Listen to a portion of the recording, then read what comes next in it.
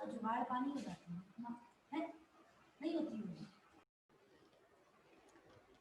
तो good morning to all of you.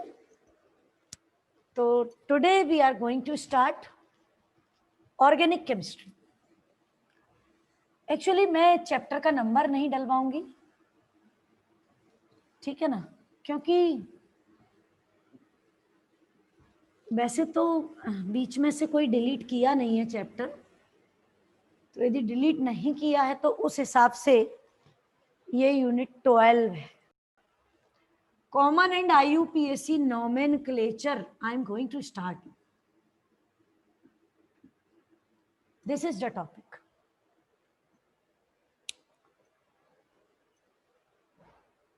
Common and IUPAC nomenclature.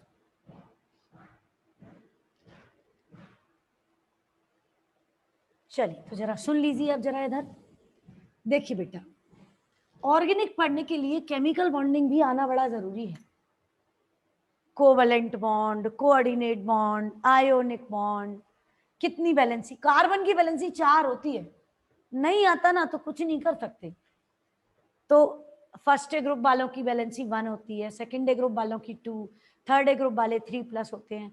अब 4, 5th, 6th, 7th, fourth ए group 4 electron, octet से 4 कम, 4 बार share करेगा, 4 bond बनाएगा. ऐसी 5th में नाइट्रोजन फास्फोरस 3 बॉन्ड बनाएगा. बाकी फास्फोरस तो हमारा PCl5 भी बनाता, 5 भी बनाता. तो ये सब कुछ आपको पता है with respect to chemical bonding. तो उम्मीद करती हूँ इन सब के लिए तो मुझे बेफिक्र रहना चाहिए. अब यदि कुछ कंफ्यूजन होता है तो पढ़ो, टेस्ट की तैयारी करो तो और ठीक हो जाएगा. अभी हाल फिलहाल कार्बन की वैलेंसी 4 होती है, हाइड्रोजन की वैलेंसी 1 होती है.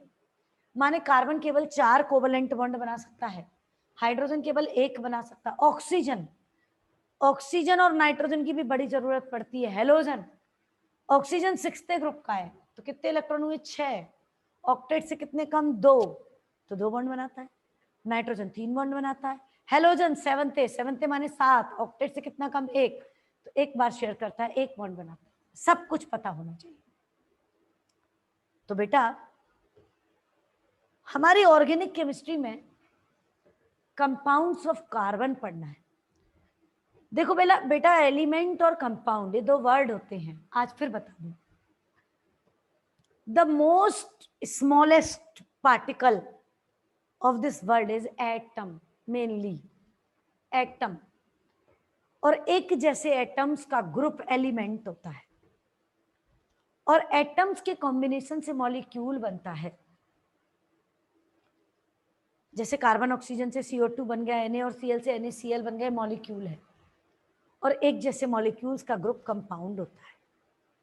तो एटम की जगह एलिमेंट, एलिमेंट की जगह एटम यूज होता रहता है, मॉलिक्यूल की जगह कंपाउंड, कंपाउंड की जगह मॉलिक्यूल यूज होता रहता है. तो ये कंफ्यूजन नहीं होना चाहिए आपको. तो हमारी ये जो ऑर्गेनिक केमिस्ट्री है that is chemistry of carbon. आपको याद हो तो केमिकल बॉन्डिंग में मैंने आपको कार्बन कार्बन सिंगल बॉन्ड से मैंने एथेन का स्ट्रक्चर समझाया, कार्बन कार्बन डबल बॉन्ड से मैंने एथीन का स्ट्रक्चर समझाया, कार्बन कार्बन ट्रिपल बॉन्ड से मैंने एथाइन का स्ट्रक्चर समझाया, है ना. तो बेटा single bond, double bond, triple bond आप जानते हो. जब सिंगल बॉन्ड होता है तो कार्बन का हाइब्रिडाइजेशन sp3, डबल बॉन्ड होता है तो कार्बन का हाइब्रिडाइजेशन sp2, ट्रिपल बॉन्ड होता है तो कार्बन का हाइब्रिडाइजेशन sp, है ना. पता होना चाहिए अपन को. ये मैं कितनी बार क्वेश्चन भी डाल चुकी हूँ आप लोग के लिए. तो बेटा ये सब की जरूरत पड़ेगी. तो कल जैसे महक बोली थी ना, आप जैसा ठीक समझे, तो इसका मतलब ये है कि मुझको मालूम है कि जो चैप्टर चल रहा है आगे चलेगा, क्या उसमें चलने के लिए जिन चीजों की जरूरत है आपको आता है. तो ये बात आपको कैसे पता हो सकती है? मुझे पता है. मुझे मालूम था कि केमिकल बॉन्डिंग लगने वाला है. मैं कभी केमिकल बॉन्डिंग चालू करने से पहले नहीं करती हूँ 11th में, है ना. तो केमिकल बॉन्डिंग की कभी भी जरूरत पड़ेगी आपको. कभी रेजोनेंस लग जाएगा तो कभी कोवलेंट बॉन्ड, कोऑर्डिनेट बॉन्ड. आपको बता दूं हमारी ऑर्गेनिक केमिस्ट्री कार्बन की केमिस्ट्री है. और कार्बन है नॉन मेटल, और नॉन मेटल होते हैं इलेक्ट्रोनेगेटिव, और इलेक्ट्रोनेगेटिव एलिमेंट तो कोवेलेंट बॉन्ड बनाते हैं। क्या आपने कोवेलेंट बॉन्ड की डेफिनेशन नहीं याद की है? The bond which is formed by the equal sharing of electrons between two atoms. और दूसरे पैराग्राफ में लिखाया है मैंने, this bond is formed between those atoms which either have same electronegativity और लेस इलेक्ट्रोनेगेटिविटी डिफरेंस। तो यदि सेम इलेक्ट्रोनेगेटिविटी वाला कोवेलेंट बॉन्ड बनता है तो नॉन पोलर होता है, कल ही बात की थी। और यदि डिफरेंस होता है तो पोलर बन जाता है। तो ये सब कुछ केमिकल बॉन्डिंग में जो भी कुछ है ना, कभी भी कुछ भी जरूरत पड़ता है तो please be prepare with chemical bonding, be prepare with chemical bonding accurately please बच्चों। तो कार्बन की केमिस्ट्री कोवेलेंट केमिस्ट्री होती है। कार्बन के कंपाउंड्स कोवेलेंट कंपाउंड होते हैं क्योंकि कार्बन एक इलेक्ट्रोनेगेटिव एलिमेंट है। वो कोवेलेंट बॉन्ड बनाता है किसके साथ? ऑक्सीजन के साथ, नाइट्रोजन के साथ, हेलोजन के साथ, हाइड्रोजन के साथ, कोवेलेंट बॉन्ड। ठीक है, तो बेटा इस कोवेलेंट बॉन्ड के बेसिस पर कुछ कंपाउंड्स होते हैं जिन्हें कहते हैं हाइड्रोकार्बन्स। क्या कहते हैं? हाइड्रोकार्बन। हाइड्रोकार्बन वो कंपाउंड होते हैं जो कार्बन हाइड्रोजन से मिलकर बने होते हैं। मत बोलना कि मेरे से तो ये बात तो बोला ही मत करो कि मैडम हमें 10th में केमिस्ट्री नहीं आती, हमारी बहुत वीक है केमिस्ट्री, है ना। ये बात आप अब मत बोलना, अब मत। 10th तक केमिस्ट्री कुछ नहीं थी ही नहीं। वो जो भी थी ना वो सब कुछ अभी पढ़ने में आ जाएगी, आ चुकी है मैक्सिमम, और आ जाएगी। तो छोड़ दो 9th 10th की केमिस्ट्री को, छोड़ दो, कोई जरूरत नहीं आपको। आपको 10th में नोमेनक्लेचर भी था, एसिटिक एसिड भी था जिसे आपने एथेनोइक एसिड के नाम से याद किया, एथेनॉल भी पढ़ा आपने। भूल जाओ क्या पढ़ा क्या नहीं पढ़ा 10th में, छोड़ दो उसको, कोई जरूरत नहीं आपको उसकी, हम पढ़ा रहे हैं आपको। बट आप अभी भी नहीं पढ़ोगे तो कैसे होगा? तो बेटा जो कार्बन होता है ना, इसके लिए कुछ रूट वर्ड्स यूज होते हैं। कार्बन के लिए रूट वर्ड यूज होता है एल्क, एल्क। और यदि कार्बन का नंबर पता है तो पर्टिकुलर C1, यदि एक कार्बन है तो बोलते हैं मैथ, 2 कार्बन है तो बोलते हैं एथ्स। क्या आप लोग को मालूम है, जब मैं 12th में ऑर्गेनिक केमिस्ट्री चालू की तो यहीं से चालू की हूं, जबकि उनका सिलेबस अलग है, यहीं से चालू की हूं। आप सोचो वो 10 दिन जब मैं 11th का पढ़ाई, तो सोचो जो लोग 11th में पढ़े होंगे उनके वो 10 दिन बचे कि नहीं बचे। उनका वो 10 दिन का बेनिफिट मिल गया बच्चों को। 12th में 2-2 दिन बहुत इंपॉर्टेंट होते हैं, 10 दिन बचते हैं बच्चे के जब मैं पूरा 11th वाला पढ़ा रही होती हूँ। C3 प्रोप, C4 को बोलते हैं ब्यूट, C5 को बोलते हैं पेंट, C6 को बोलते हैं हेक्स, C7 को बोलते हैं हेप्ट, C8 को बोलते हैं ऑक्ट, C9 को बोलते हैं नॉन, C10 को बोलते हैं डेक। 11 को अनडेक, 12 को डोडेक, 13 को ट्राइडेक एटसेट्रा। बट आपको मेनली यहां तक की जरूरत पड़ती है, इससे काम हो जाता है। काम नहीं हो जाता, अच्छे से हो जाता है एक्चुअली काम। तो ये रूट वर्ड्स हैं, इनको कई बार किताबों में वर्ड रूट भी कहते हैं, लेकिन मैं रूट वर्ड बोला करती हूँ।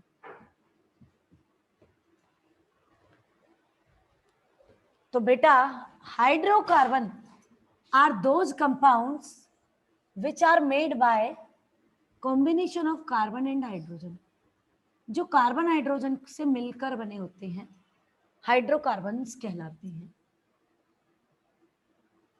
और बेटा हाइड्रोकार्बन और उनके डेरिवेटिव, हाइड्रोकार्बन और उनके डेरिवेटिव का मतलब क्या, हाइड्रोकार्बन खुद और उनसे जो उत्पन्न होंगे, डेराइव होंगे, सबको ऑर्गेनिक कंपाउंड कहते हैं.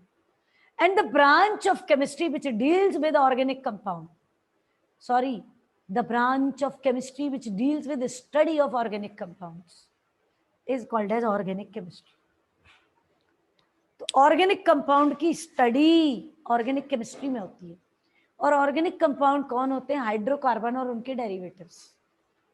तो अभी तो पहले हाइड्रोकार्बन पढ़ाऊंगी मैं. हाइड्रोकार्बन दो तरह के होते हैं.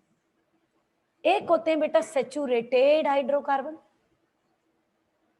और एक होते हैं अनसेचुरेटेड हाइड्रोकार्बन.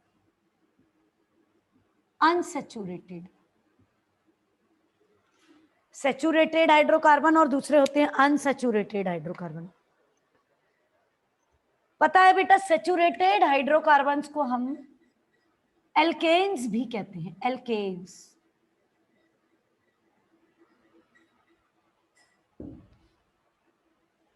अनसेचुरेटेड हाइड्रोकार्बन्स को हम एल्कीन्स, एल्काइंस कहते हैं. अभी और बताती हूँ. तो जो सेचुरेटेड हाइड्रोकार्बन्स होते हैं उनकी पहचान, यहां पर किसी भी कंपाउंड को पहचानने का मतलब है फंक्शनल ग्रुप बताना. फंक्शनल ग्रुप एटम और एटम का ग्रुप होता है. एटम और एटम का ग्रुप होता है जो आपकी पहचान बताता है, जो किसी कंपाउंड की पहचान बताता है. फंक्शनल ग्रुप, जैसे यदि किसी कंपाउंड में OH लगा हो तो वो अल्कोहल होता है. यदि किसी कंपाउंड में COOH लगा हो तो वो कार्बोक्सिलिक एसिड होता है, एटसेट्रा. सब पढ़ाऊंगी मैं. ऐसे ही यदि कार्बन कार्बन सिंगल बॉन्ड हो तो वो एल्केन्स होते हैं.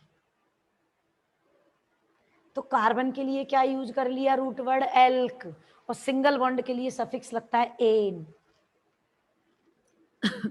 तो यदि फंक्शनल ग्रुप, पूरा वर्ड्स में लिख देती हूं मैं, फंक्शनल ग्रुप, यदि functional group C single bond C हो तो रूट वर्ड होगा एल्क, और रूट वर्ड के साथ जो सफिक्स लगेगा वो लगेगा एन. एन. तो फिर पूरा नाम हो जाएगा alk plus ane, called as alkene.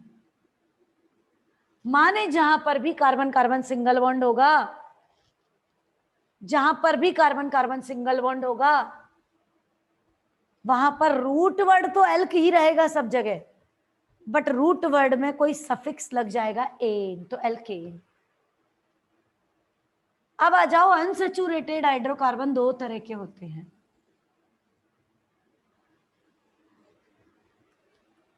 एक अनसेचुरेटेड हाइड्रोकार्बन वो होते हैं जिनमें फंक्शनल ग्रुप, अब मैं फंक्शनल ग्रुप को FG लिखूंगी, FG, ठीक है. FG फंक्शनल ग्रुप होता है कार्बन कार्बन डबल बॉन्ड. जिनमें फंक्शनल ग्रुप होता है कार्बन कार्बन ट्रिपल बॉन्ड. तो जब कार्बन कार्बन डबल बॉन्ड होता है तो रूट वर्ड, जो रूट वर्ड है ना वो तो एल्क ही रहेगा, एल्क. यहां भी रूट वर्ड सभी जगह एल्क रहेगा. लेकिन कार्बन कार्बन डबल बॉन्ड होने पर जो सफिक्स होता है वो ईन, और कार्बन कार्बन ट्रिपल बॉन्ड होने पर जो सफिक्स होता है वो होता है आइन, YNE, आइन. तो हम बोलेंगे एल्क प्लस ईन तो नाम हो जाएगा एल्कीन. एल्क प्लस आइन तो नाम हो जाएगा एल्काइन.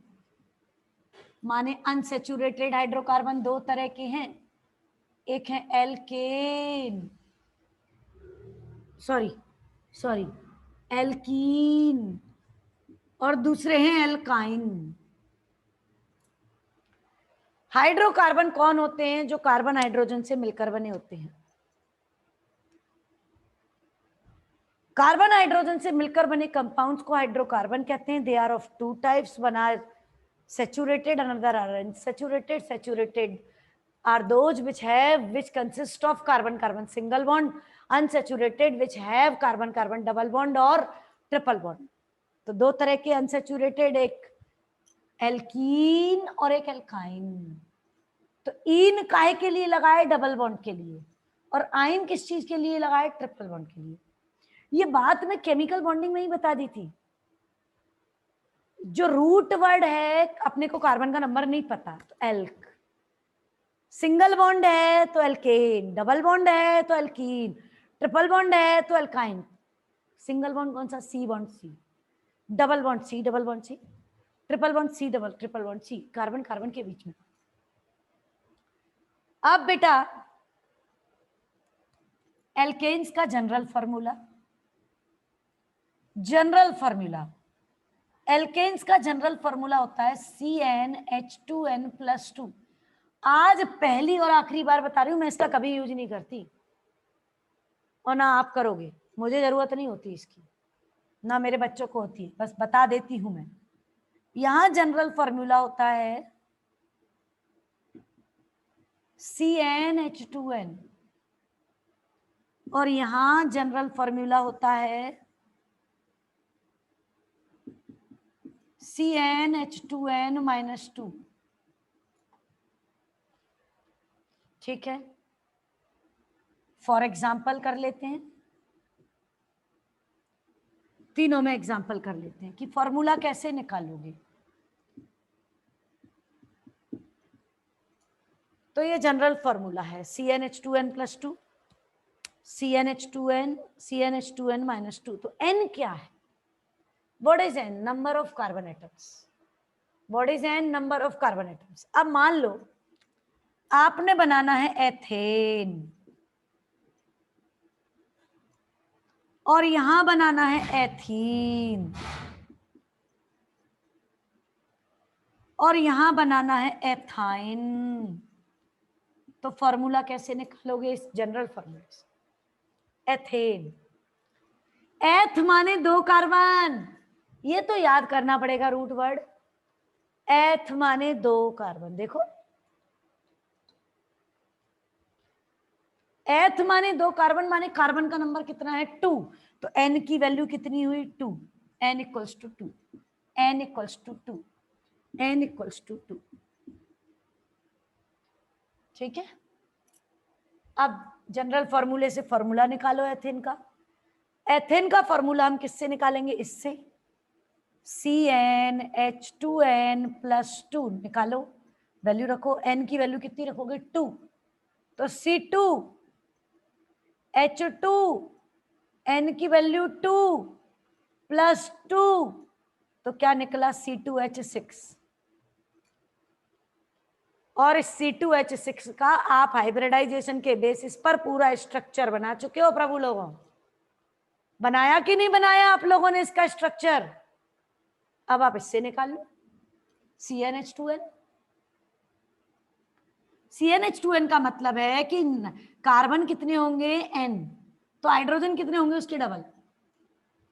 इसका मतलब क्या है? कार्बन कितने होंगे? n, हाइड्रोजन कितने होंगे? उसके डबल से दो ज्यादा।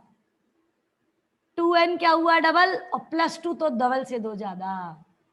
कार्बन कितने होंगे अर्षिता दीदी? n, हाइड्रोजन कितने होंगे? डबल से दो कम। 2n माने डबल, -2 माने दो कम। इसका निकाल लो। क्या निकालोगे इससे? कौन सा फॉर्मूला लगाओगे? CnH2n। तो C2H2 इंटू 2, n की वैल्यू 2, तो कितना आ गया फॉर्मूला? C2H4। इसमें निकालो CnH2n-2, C2H2 इंटू 2 -2, तो क्या आ जाएगा? जनरल फॉर्मूला क्या आ जाएगा एथाइन का? C2H4-2, 4 - 2 तो 2 हो जाएगा, तो C2H2।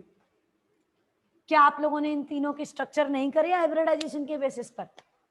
एथेन का, एथीन का, एथाइन का, तो हाइब्रिडाइजेशन के बेसिस पर, ऑर्बिटल के नंबर के बेसिस पर इतने हाइड्रोजन तो जोड़े आपने। C2H6, C2H4, C2H2 ही तो बनाया। अभी बंद करिए, केमिकल बॉन्डिंग बड़े भारी दिन नहीं हुए हैं, कल ही करिए, खत्म।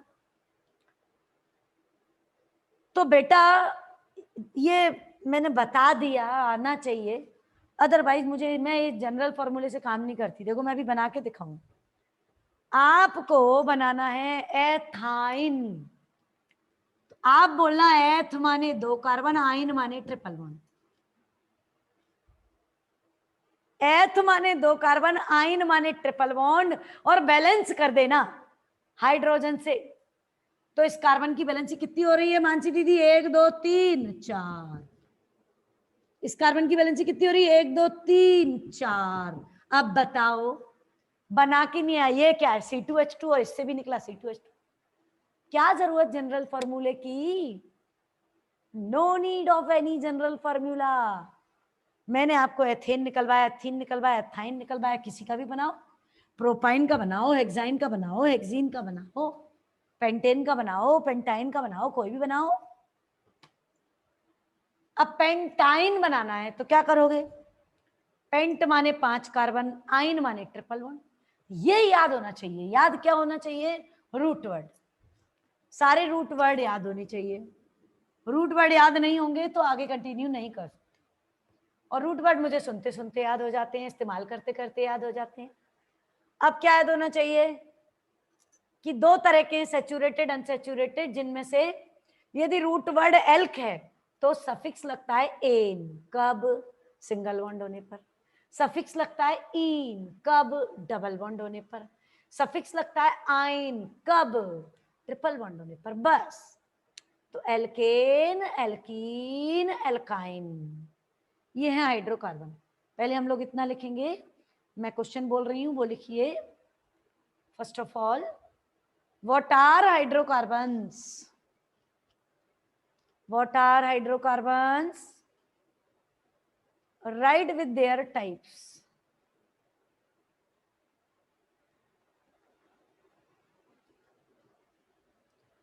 What are hydrocarbons? Write with their types.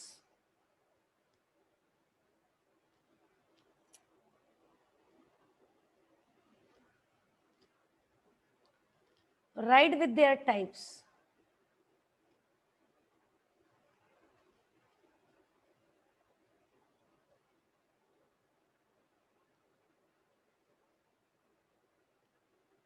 Answer में लिखो the compounds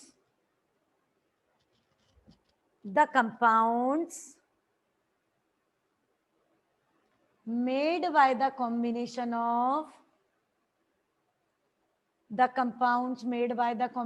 of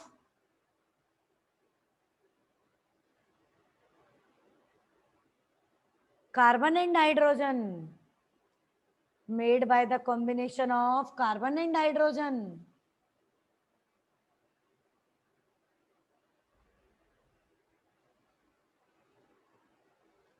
are called as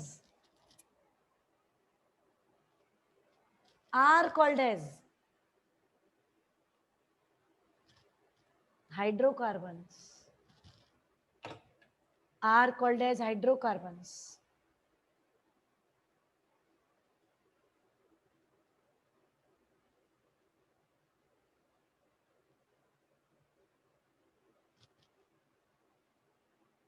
And the derivatives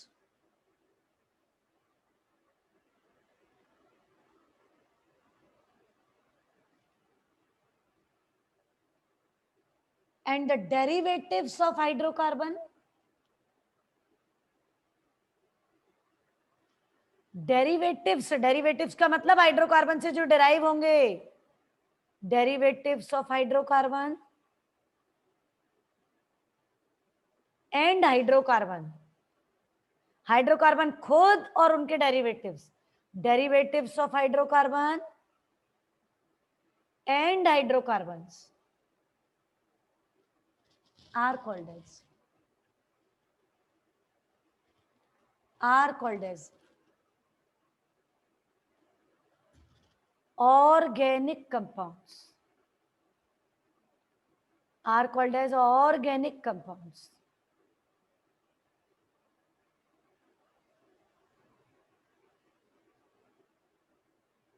अब हेडिंग डालोगे क्लासिफिकेशन ऑफ हाइड्रोकार्बन. हेडिंग डालो क्लासिफिकेशन ऑफ हाइड्रोकार्बन. क्लासिफिकेशन का मतलब समझते हो ना, कितने टाइप के हैं. Classification of hydrocarbon. चलो ये टेबल नोट कर लो पूरी जैसी मैंने बनाई है. इसे नोट करने के बाद रूट वर्ड नोट कर लेना. ठीक है, पहले ये नोट करो फिर रूट वर्ड नोट करो, या पहले रूट वर्ड नोट कर लो फिर ये नोट कर लो, जैसे करना.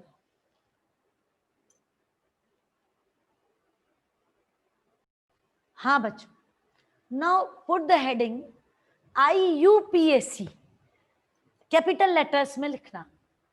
IUPAC nomenclature. 2 तरह के नॉमेनक्लेचर पढ़ाऊंगी अभी 20 दिन तक.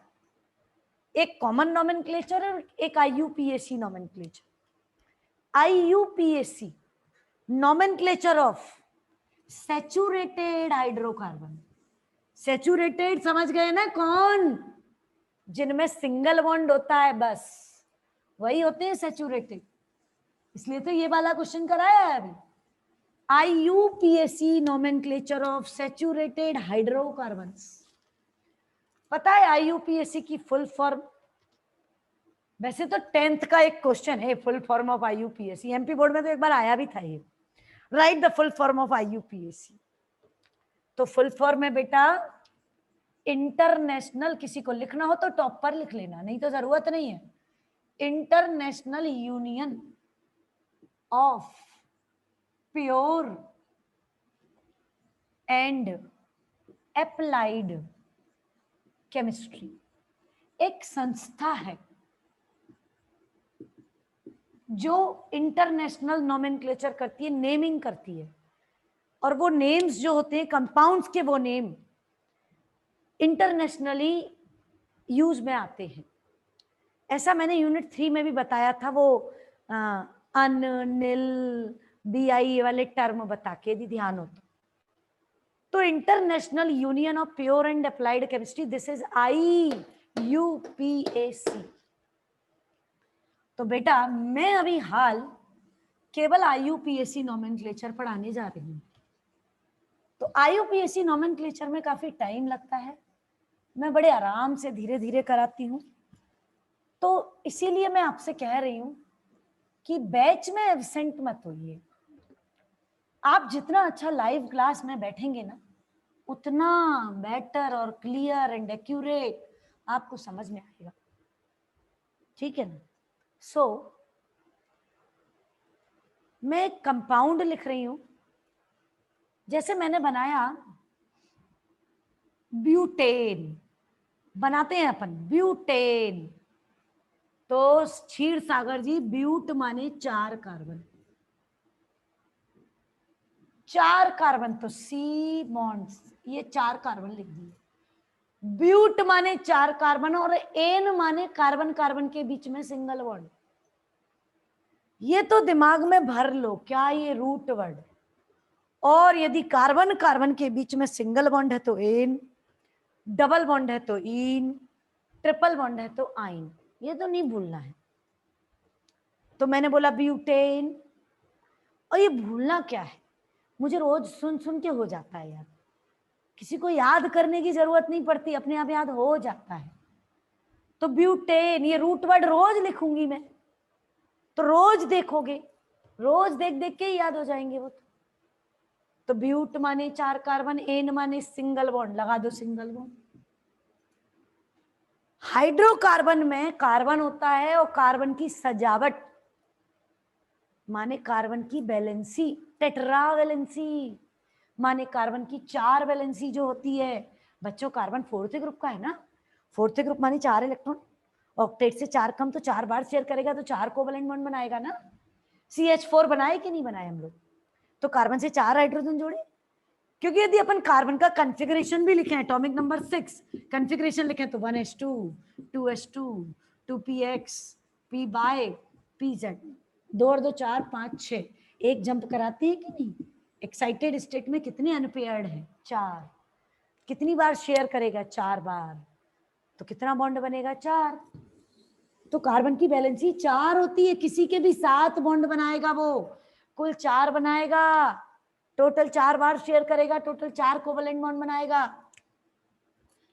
तो ध्यान से देखना भाई, तो कार्बन की 4 वैलेंसी पूरी करने के लिए ये कार्बन ये रहा, जरा ध्यान से देखना है सबको इधर प्लीज। ये कार्बन का एक बॉन्ड तो ये रहा, बॉन्ड माने वैलेंसी। वैलेंसी क्या होती है? Combining capacity. कंबाइनिंग कैपेसिटी, कोई एटम कितनी बार कंबाइन कर सकता है, कितनी बार कोवेलेंट बॉन्ड बना सकता है, या जो भी बॉन्ड। तो यहाँ कार्बन ने भी एक ही बॉन्ड बनाया है, तो मिस्टर जौहरी ये बना दिया दूसरा बॉन्ड, ये बना दिया तीसरा बॉन्ड, ये बना दिया चौथा बॉन्ड। माने कार्बन की जितनी बची हुई सजावट हाइड्रोजन से होगी, माने बची हुई वैलेंसी हाइड्रोजन से पूरी होगी, जितनी आपको दिख रही है उसके अलावा कुल कितनी करनी है सार्थक जी? 4। इस कार्बन की गिनो, कितनी दिख रही है बेटा इस कार्बन की? 1 2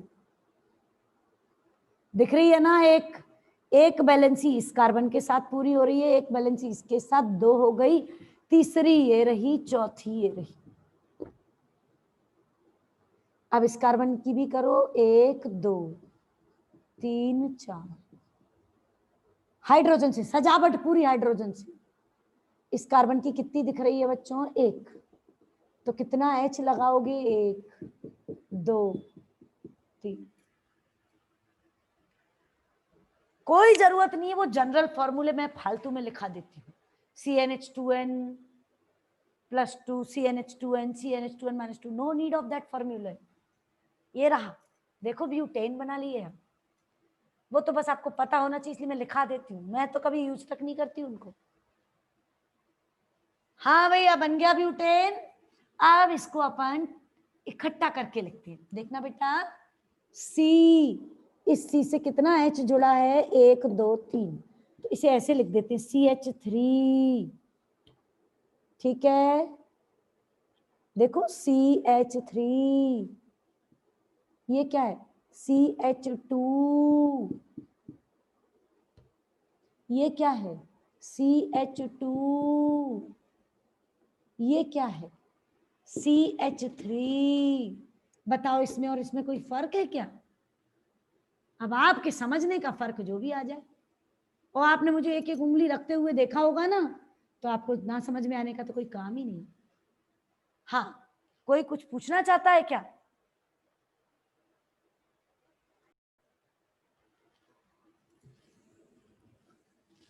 तो अब मैं ऐसे बार बार तोड़ तोड़ के नहीं लिखूंगी, मैं डायरेक्ट लिखूंगी। तो जैसे मैं डायरेक्ट एक लिखती हूं, CH3 CH2 CH3, ये कंपाउंड है, इसका IUPAC नेम देना है मुझे, IUPAC नेम देना है। एग्जाम्पल से सिखाती हूँ मैं, IUPAC नॉमेनक्लेचर के रूल्स नहीं लिखाती, बहुत जरूरी होता है तो नोट डलवा के लिखवा देती हूँ। तो बेटा अब इसका नाम देना IUPAC नेम। कैसे नाम दूं? तो रूल्स हैं कुछ जिनको धीरे धीरे याद रखने लगोगे आप लोग, मेरे को सुन सुन के, तभी तो कह रही हूँ रेगुलर आना है। कभी नेटवर्क चला जाए तो रात को वीडियो जरूर देख लो, तुरंत की तुरंत रात को देख लो, 8 बजे से पहले नहीं आ सकती वीडियो आपके पास, आजकल तो और लेट ही हो रही है। हाँ जी देखें, अब मुझे इनका नाम देना है, तो मालूम है पहला रूल क्या है? अच्छा एक चीज हो, ये जो CH3 लटक रहा है, this will be called as substituent. पता है क्या था तो ऐसा, लेकिन इसमें से 2 H थे ना, H को सब्स्टिट्यूट करके CH3 लगा दिया, H को सब्स्टिट्यूट। तो हाइड्रोजन को हटा के कुछ लगाया जाए ना, तो उसे सब्स्टिट्यूएंट कहते हैं। तो यहां पर जो CH3 अलग से लगा ना, ये सब्स्टिट्यूएंट है। अच्छा, सबसे पहली बात हमें क्या करनी पड़ती है इसमें? लंबी से लंबी और लगातार लगातार माने कंटिन्यूअस। क्या मैंने स्ट्रेट बोला? मैंने बोला लगातार कंटिन्यूअस चेन सिलेक्ट करनी है कार्बन की। First rule of IUPAC, select longest continuous chain of carbon atom, longest continuous chain of carbon atom, carbon की चेन लंबी से लंबी लगातार। ठीक है, तो देखिए कार्बन गिनना है, कार्बन हाइड्रोजन नहीं गिनना है।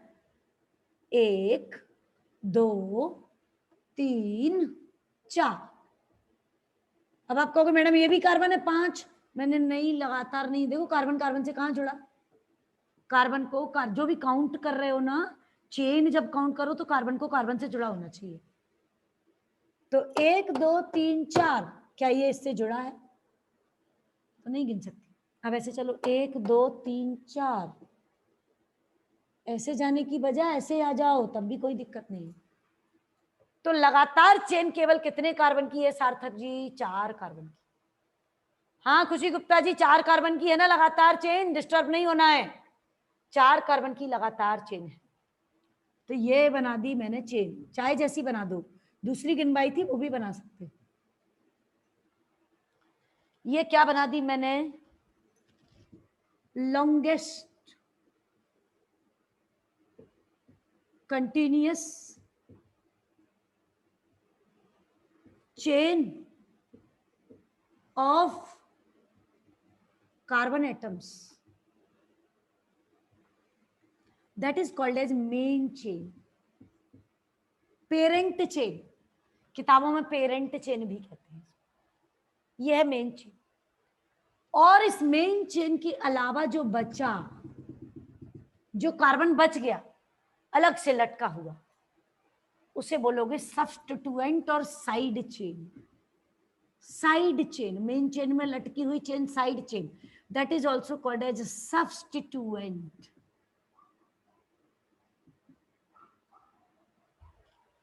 ठीक है जी, साइड चेन और सब्स्टिट्यूएंट। अब रूल सुनो क्या है रूल। जब पहला रूल क्या है? Longest continuous chain of carbon atom select करो। दूसरा रूल है कि मेन चेन की नंबरिंग करो। मेन चेन में कार्बन को नंबरिंग दो, और कार्बन को नंबरिंग उधर से दो जिधर से साइड चेन पास पड़े, जिधर से साइड चेन को लोएस्ट नंबर मिले।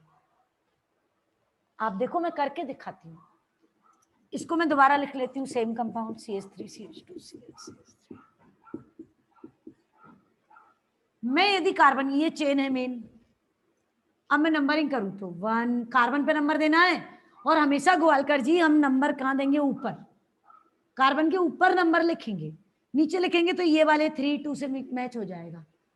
तो 1 2, कार्बन पे दे रही हूं मैं नंबर, नाम नकुल 3 4। आप देखो हमारे साइड चेन को कौन सा नंबर मिल रहा है? 3rd। मेन चेन में किस नंबर पर लटका है हमारा ये साइड चेन? मेन चेन में 3rd नंबर पर। और यदि मैं इधर से करूं, चलो इधर से चलते हैं अदिति दीदी अपन, 1 2 3 4। बोलो हमारा साइड चेन किस नंबर पर लटका है? 2nd number. तो रूल क्या है? पहला रूल क्या है? लॉन्ग, ये कईयों बार यूज करोगे आप लोग। पहला rule longest continuous chain select करो। दूसरा रूल मेन चेन की नंबरिंग करो उधर से जिधर से साइड चेन या सब्स्टिट्यूएंट पास पड़े। इतना हो गया, 2 काम हो गए। ये 2 काम तो हर बार करने पड़ते हैं। अब नाम देते समय पहले हम नाम देते हैं साइड चेन का या सब्स्टिट्यूएंट का। तो साइड चेन का नाम देंगे हम पहले। तो साइड चेन में जितने भी कार्बन होंगे उनका रूट वर्ड लिख के इल लगा देंगे, YL। जैसे 1 कार्बन है तो मैथ इल, 2 कार्बन है तो एथ इल, 3 कार्बन की साइड चेन है तो प्रोप इल। हाइड्रोजन मत देखना, IUPAC नोमेनक्लेचर में किससे कितने हाइड्रोजन जुड़े हैं नहीं देखा जाता, कार्बन को देखा जाता है। तो साइड चेन में जितने कार्बन हो उनका रूट वर्ड लिख देना और इल लगा देना, और फिर root word of main chain लिख देना, root word of main chain, और उसमें लगा देना ane. Root word of main chain लिख के फिर एन लगा देना। अब देखते हैं अपन नाम देख, इसके अकॉर्डिंग चलेंगे बस। सबसे पहले अपन साइड चेन का नाम देंगे। बोलो साइड चेन में कितने कार्बन है? एक। एक कार्बन के लिए क्या यूज होता है वर्ड? मैथ। तो हम लिखेंगे मैथ, और क्या लगाएंगे? इल, तो वाई एल, तो हो गया नाम मैथिल। क्यों शिवानी दीदी, हो गया ना मैथिल? तो ये जो CH3 है ना, इसे मैथिल बोला जाता है। तो वो इसलिए बोला जाता है मैथिल क्योंकि एक कार्बन है, तो एक कार्बन के लिए होता है मैथ, और जब वो साइड चेन के फॉर्म में होता है तो YL लगाया जाता है, तो मैथिल। और बेटा मैथिल का पोजीशन नंबर मेन चेन में मैथिल किस नंबर पर लटका है? 2 नंबर पर। तो लिखेंगे बच्चों 2 मैथिल। 2 मैथिल लिखने का मतलब है जो मैथिल है ना, जो CH3 है ना, जो साइड चेन है ना, मेन चेन से कितने नंबर पर जुड़ा है? 2 नंबर पर। 2 मैथिल साइड चेन का नाम हो गया। अब मेन चेन का रूट वर्ड, मेन चेन कितने कार्बन का है बच्चों? 4 कार्बन का। तो बोलोगे ब्यूट, क्योंकि 4 कार्बन के लिए ब्यूट। और सफिक्स क्या लगेगा? एन, तो ब्यूटेन। और सावधानी क्या बरतनी है? नंबर और वर्ड के बीच में डैश लगाना है, पहला लेटर कैपिटल लिखना है, बाकी सब स्मॉल लिखना है, कोई गैप भी नहीं छोड़ना है। ठीक है, अब इतना नोट करो, फिर मैं और बताती हूँ, डाउट पूछ लो। Today I have just started the IUPAC nomenclature, कल से कंटिन्यू करते हैं। So please do not absent, please please please do not absent. छुट्टी नहीं करनी है। 12th की ऑर्गेनिक ठीक करना चाहते हो तो 11th की ऑर्गेनिक खराब नहीं करो। नोमेनक्लेचर खराब नहीं होना चाहिए। मुझसे जितना सीख सकते हो सीख लो बेटा, ठीक है? ओके देन, नोट हो गया हो तो ठीक है, नहीं तो कर लो।